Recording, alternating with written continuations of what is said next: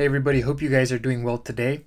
This is going to be somewhat different from my previous weekly crypto updates. In this video, you definitely want to watch this video in its entirety. I'm going to go over what I think happened to Bitcoin and the entire crypto space and possible scenarios that may unfold moving forward. And I'll end the video by talking about what I'm planning to do with all the money that I have on the various lending platforms that I've reviewed in the past. If you end up enjoying this video and you want to join a group of like-minded individuals who are into the crypto sphere, who like lending platforms, I welcome you guys to join my Discord channel.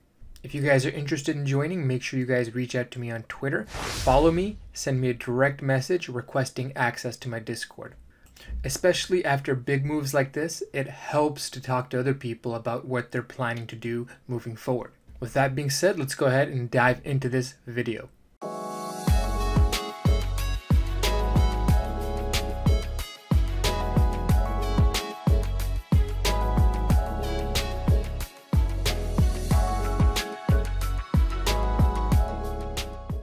This is the DAI and Tether pair. And you can see during the peak of the sell-off, DAI went to $1.40. And you can see in its history, the last time something like this happened was back in August of 2017 and in July. But that was back when DAI was still pretty young. Despite some iterations and upgrades, it looks like even with all of that work, the solvency of the entire system was put into question and was put into test by this huge and unprecedented sell-off. In fact, things got so bad that DeFi leader MakerDAO weighed emergency shutdown following ETH price drop. To be honest, I don't blame them. I mean, when you have such a big black swan event happening and the price of the collateral that you use to back up the entire system gets cut half overnight, you want to act quickly and swiftly to make sure that the system still remains viable after the dust settles. And in many people's eye, MakerDAO is the largest and most important application in Ethereum's decentralized finance ecosystem.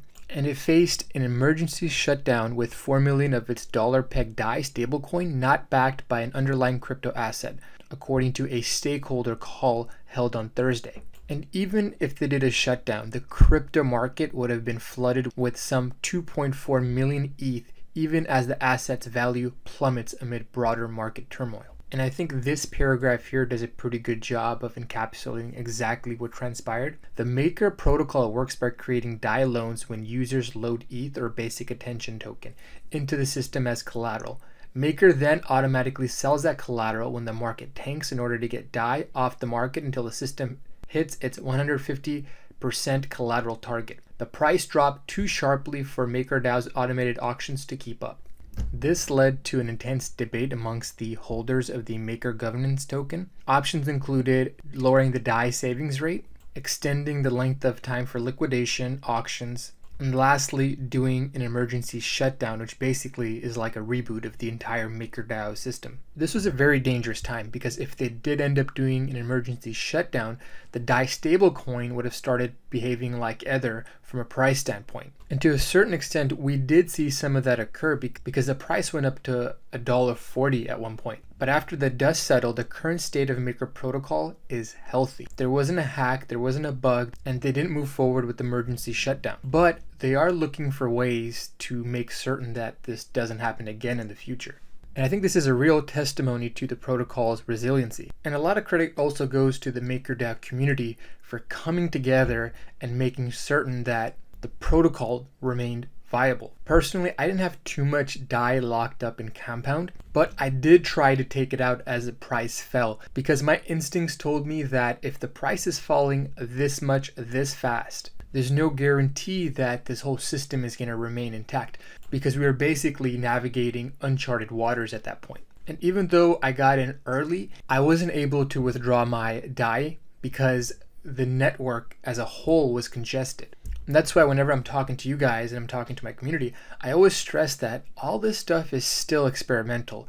You shouldn't put all your money on this. If anything, you should only put money here that you could afford to lose. Fortunately for me, nothing bad happened everything went back to normal the next day. And this isn't going to stop me from experimenting in the DeFi space, but I do want to stress the importance of how experimental all this stuff is. So again, do not put all your money into these DeFi platforms. And lastly, I just wanted to say that I still am bullish on the entire DeFi space. I'm not going to let one event adversely impact my optimism. A lot of these projects out there that have plans to be fully decentralized, they got to nurture and they got to take care of their projects early on, and they may have to take drastic actions and get involved. But eventually, I don't have any doubt in my mind that these protocols are going to be autonomous and self-governing. Around the world, you're going to see banks cut rates. If they're not already at zero, I think all banks eventually will get there. Who knows, some of them may even end up going negative. And on top of that, I think government stimulus is also inevitable. In the setting of a pandemic, if you have quarantine or if you have people going out on sick leave, obviously this is going to cause disruptions to the economy. I mean, look what happened in China. They basically had a shutdown of the entire economy because people were forced to quarantine, they were forced to go into their houses, and they had strict rules about where people could go or not go. And when people are quarantined and they're not allowed to move, that basically reduces economic activity close to zero. I'm not suggesting that this is inevitable, but if this outbreak gets worse, if it's not contained, obviously businesses are going to be adversely affected. It's going to be good for some businesses and bad for others, but it's going to be a net negative for the entire economy. And you're going to see people act differently. Every government, every country is going to come up with their own solution. I mean, you just saw ECB expand its stimulus measures, but didn't cut the rates. The Fed immediately cut the rates on March 3rd before the coronavirus was declared a national emergency. You saw the Bank of England follow the footsteps of the Fed, and they also did an emergency rate cut. And on top of that, what was pretty unprecedented was that they did 500 billion in repos, 1 trillion repo on March 13th, and for the rest of the month, they're putting $1 trillion in every week. And if you guys didn't know what the repo was, it's basically a place where a lot of people go, for example, financial institutions, to get short-term liquidity for whatever reason. And if they're not able to get those liquidity needs met, then you just have a cascade of liquidations. And after they did all that, we finally saw the Dow Jones go up a little bit. It made a 1,000-point move to the upside. But prior to that, we just had a heinous sell-off. It's hard to believe that this happened over a span of a few days. And I think with the repos, what they're basically trying to do is they're trying to stop the bleeding. In addition to that, they also want to pass some stimulus packages. They can't come to an agreement on some of the bigger ones like 0% payroll tax until the end of the year and some other stimulus ideas, but they came to an agreement on a small package that's targeted towards helping the working class individuals and small businesses. They want to keep people solvent. They don't want people to, default on their mortgage. They don't want businesses to lay off people. So they're basically doing their best to patch this up so that way we can endure the pain for, let's say, 2 to 3 months, because a lot of the healthcare experts that are in the administration or in government are expecting this to last over 2 to 3 months, and by the summertime they expect this to either diminish or go away altogether. And to get us to the summer without too much pain, they're doing this stimulus. This is just the first part, by the way, guys. They're planning to do more substantial stimulus over the next month or two, but because of the partisanship there in Washington, it's very hard to come to a consensus. Hopefully I did a pretty good job of painting out exactly what's going on in terms of the tools that governments and central banks are using to provide relief and prevent a massive sell-off. In terms of what I think is going to happen moving forward, well, typically these liquidity crises last for months. If you see here, when we had that 2008-2009 financial crisis, we started in August, and in March we bottomed out. So that's approximately 3 months that the entire liquidity crisis lasted before the government stimulus and all the measures that the central banks took to help prop up the market. So the real question we have to ask ourselves is, how long is this liquidity crisis going to last? How worse is it going to get, and for how long? I personally believe that there's a chance that if we are able to survive this, if the government is able to come to a consensus on the stimulus package. I thought, for example, Trump's idea to do a 0% payroll tax was a phenomenal idea, because if you put disposable income in the hands of Americans, I mean, imagine if you didn't have to pay any taxes, if you got your full paycheck every time. With a disposable income and the fact that we can't travel abroad, most likely we're going to take that money and we're going to spend it domestically. I mean, there's countless Americans out there that would probably use that money and spend it by shopping online. You don't have to go to a physical store anymore to spend your money. You couple that with the massive amounts of liquidity that they're injecting into the repo market. You couple that with rate cuts.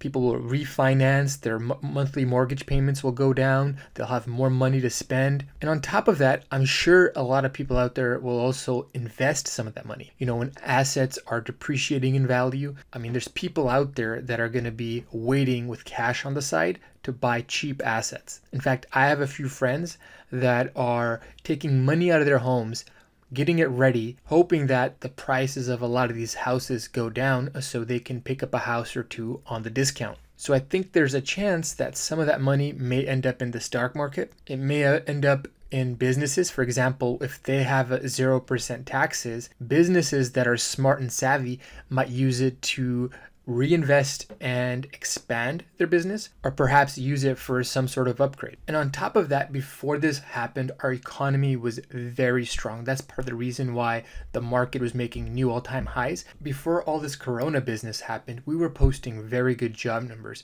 We added 273,000 jobs. You can see that we grew in the manufacturing sector, the residential building sector. I mean, we were growing pretty well, and part of that was evident through the stock market, and we were making all-time highs month after month. And part of the reason why we were posting such good job numbers is because, number one, Trump was going around the world making trade deals with various nations and business leaders.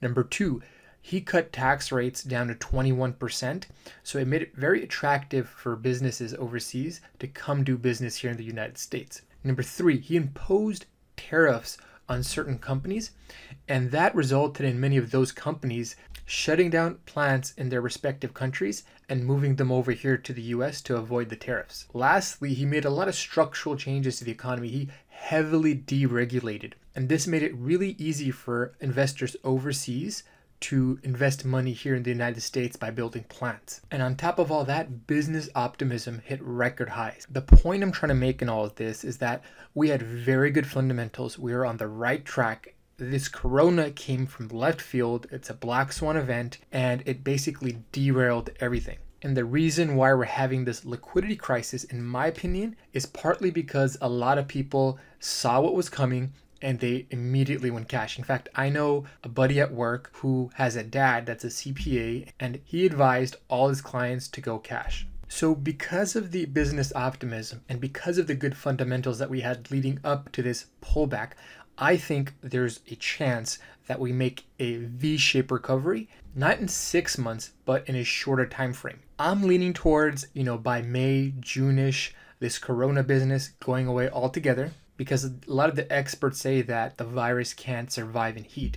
So as the summer comes, I think the virus goes away. And hopefully, and this is entirely contingent upon what Congress ends up doing, if they're able to provide a substantial stimulus package and this corona business doesn't get too much out of control, meaning, people losing their jobs or companies laying off people, I think there's a good shot for us to make a V-shaped like correction. And who knows, we may even hit all-time highs before the election. In that scenario, I would imagine that Bitcoin and all the cryptocurrencies would also benefit from that. If you've noticed, the entire cryptocurrency asset class has correlated very strongly with the stock market. Once the liquidity crisis resolves, I think there's a good shot that cryptos and the stock market move up together. Now, the other side is that if we don't get a proper stimulus, or if this corona business gets out of control, companies start laying off, obviously that's going to have a negative effect on people's confidence. In that setting, you're just basically going to print until infinity. I mean, Mnuchin told CNBC that they're keeping the markets open to provide unlimited liquidity, meaning that there's no limit in terms of the amount of money that they could put into the markets. In addition to that, they could also use their powers to buy stocks. I mean, Yellen recommended this back in 2016. She suggested that one of the things the Fed could do is purchase stocks, corporate bonds in a downturn. Doesn't mean they're going to do this, but it looks like they have this in their toolbox as well if they wanted to go this route. To me, that basically means that they're eventually going to turn this market around. Even if the coronavirus takes its toll and extends on to the months of September, and we end up having a relatively long correction, you'll probably see some deflation, and that's going to be followed by, I wouldn't say hyperinflation, but you're going to see significant amounts of inflation. Let's take a look at how gold performed in the 2008-2009 financial crisis. Initially, you can see that along with the S&P, the gold went down, but a little bit ahead of the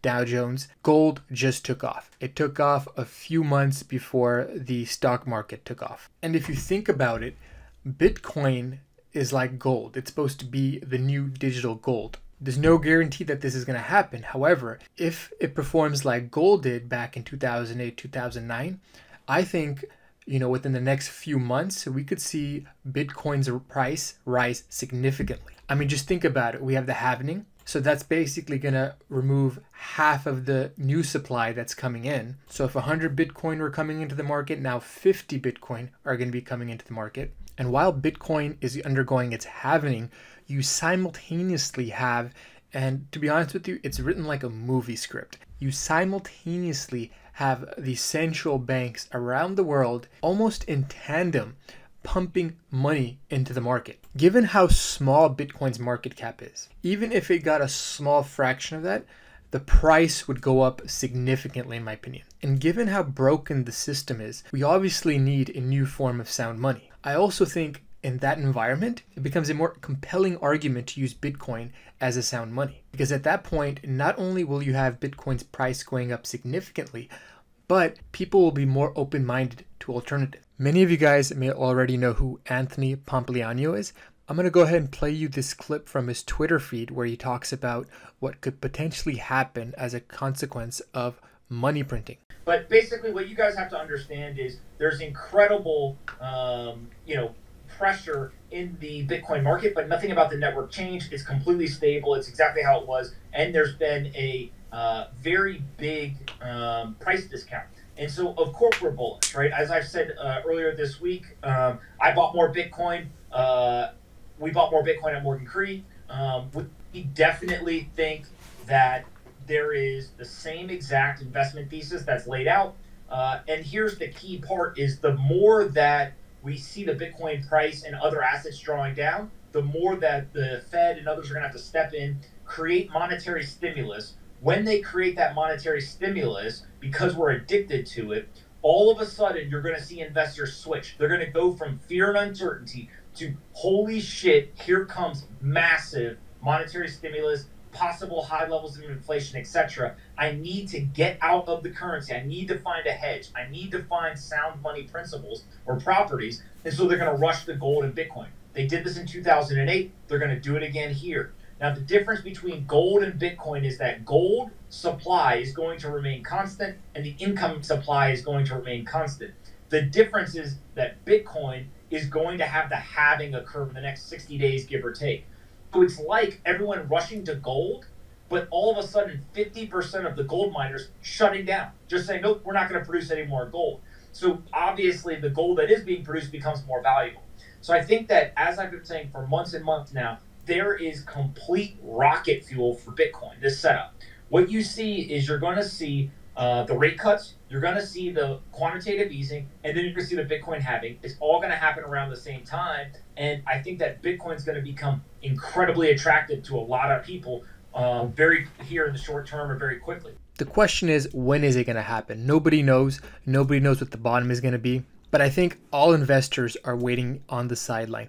I think they're waiting for the cue from government. We already know what the central bank is going to do, the amount of liquidity that they're going to put into the repo markets and where they're going to cut rates. Those are things that all investors know, and that's part of the reason why we saw the Dow reverse today. But the real question here is, when is Bitcoin going to take off? We know that gold back in 2008-ish took off before the stock market took back off. I personally think there's a chance that the crypto market takes off before gold even does, because it has a very small market cap, so it's not going to require a lot of capital injection for it to go up. So the way I'm going to play it, I'm going to try to sit in cash as much as I can, and I'm going to see what happens over the next month or two. Two things I think we need to pay attention to. Number one, obviously the number of cases, the level of severity of corona. I mean, if you start to hear that the cases are leveling off, that's a really positive sign. On top of that, watch what Congress does. What kind of stimulus do they pass? If you see them pass something like a 0% payroll tax until the end of the year, or they give stipends to people, I mean, just anything that indicates that massive amounts of money and dollars are going into the market. That's going to be the cue. I think that's going to basically start the next rally up. I think stocks will take, again, longer to move up. I think gold will move up before stocks do. And I think there's a chance that Bitcoin could actually move up ahead of gold because of its low market capitalization. I'm just going to raise cash, do what I can to raise as much capital as I possibly can, and sit on the sidelines just for now. Now let's go ahead and talk about what I plan to do with my money on these various lending platforms. For the most part, I'm keeping them on. The only platform that I considered taking them off was Bitrue, and I went ahead and did that because out of all the platforms, I feel like Bitrue probably adheres to regulations the least. And until they get a good custodian, until they figure out the regulation bit, I'm going to stay away just for now. I mean, I do have a small amount of VeChain and some other cryptocurrencies on there, but for the most part, I removed all the Ethereum I had on Bitrue. But when it comes to Crypto.com, Blockfi, I feel very comfortable keeping my money on those platforms. In fact, if you look at this tweet from the CEO of Blockfi, it sounds like from this tweet that they're doing just fine, that this huge drop hasn't adversely affected their business. In fact, Bitrue also echoed the same thing. It sounds like, a lot of people during this tough time got liquidated, but nothing happened to the business. They're running just fine as is. And also the CEO of Crypto.com also said the same thing. He said that they are very conservative and they've maintained strict collateral requirements on all loans. 0 losses for Crypto.com during the period of extreme volatility. The system worked as designed. And I want to still take advantage of the return multiplier effect. And to do that, I need to put my money on, centralized finance platforms. But on the other hand, when it comes to DeFi, I'm not going to keep any more money on, because during that, network congestion, during the massive price drawdown, I wasn't able to withdraw my DAI from the protocol. So if anything happened, I would have been out of luck. And even though the system, remained intact, I just don't want to put money on the platform because I felt paralyzed when I wasn't able to withdraw my DAI in a timely manner. And for those of you who are thinking about getting 500 MCO tokens, I don't know if you'll get a better opportunity than the one that we have now. I mean, since the drop, the price has recovered quite a bit, but at one point you could have picked up tokens very cheap. You could have picked them up less than $2. In fact, that's cheaper than what I got them at. I got them around $2 to $4. And as many of you know, if you get 500 MCO tokens, you're eligible to get the premium rates. So take that into consideration if you keep your assets on one of these centralized platforms. But that pretty much wraps up this video. And if you guys enjoyed the content, do me a huge favor by subscribing and clicking that notification bell. I publish updates on a weekly basis. And let me know what you think about my analysis by commenting down below. With that, this is Crypto One Step signing out. I'll talk to you folks next time. Bye.